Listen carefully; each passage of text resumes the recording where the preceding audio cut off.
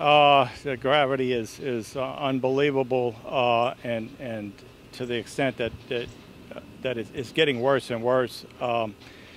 This situation is really putting a lot of stress on everybody around here, on me personally, on my family, on our coworkers, and you know, there's so many unknowns that we face now that it's a very tough situation. It's nothing that we've experienced before, so we're dealing with it the best way we can.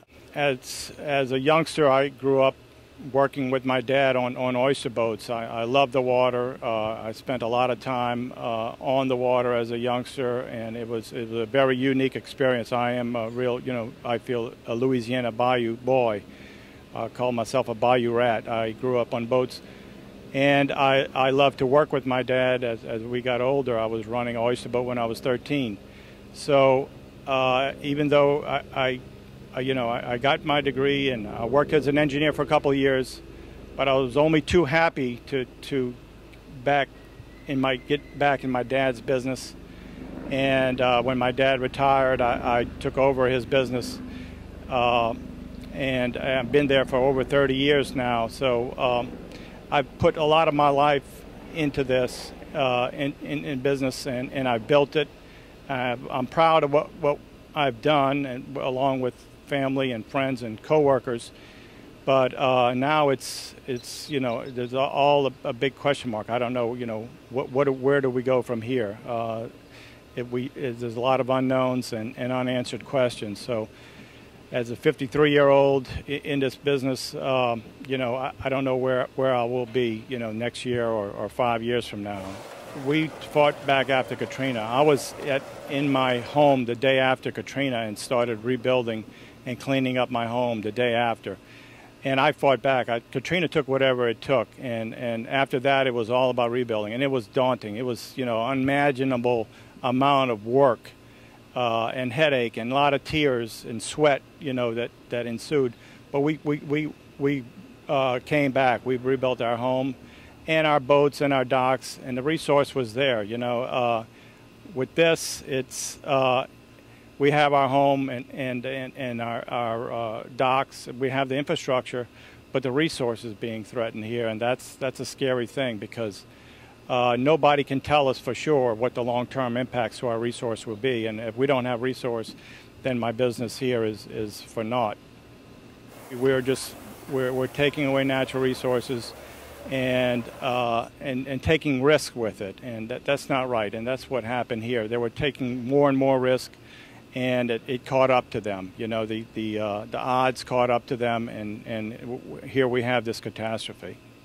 BP will have to honor, what it's done here, and my personal thoughts are that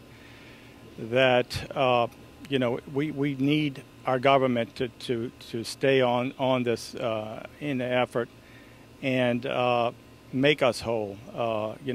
There are a lot of people that don't know what the future holds, and there are a lot of uncertainties, and words aren't enough always. You have to do by actions, and we need to see more actions from our government and from the responsible party here to ensure that we have something to look for down the future.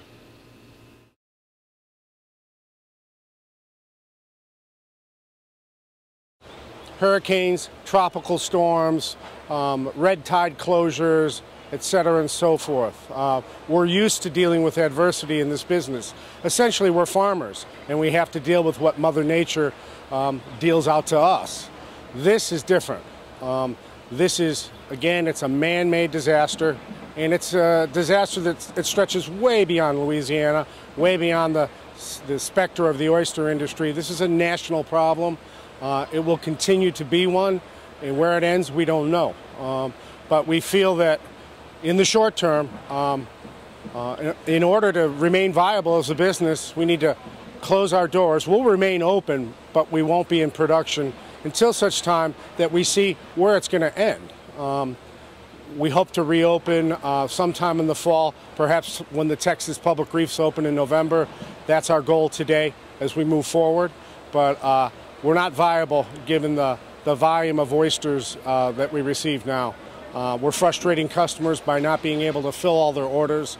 So it begins to just build, and we feel the best thing to do is to lay low for a while.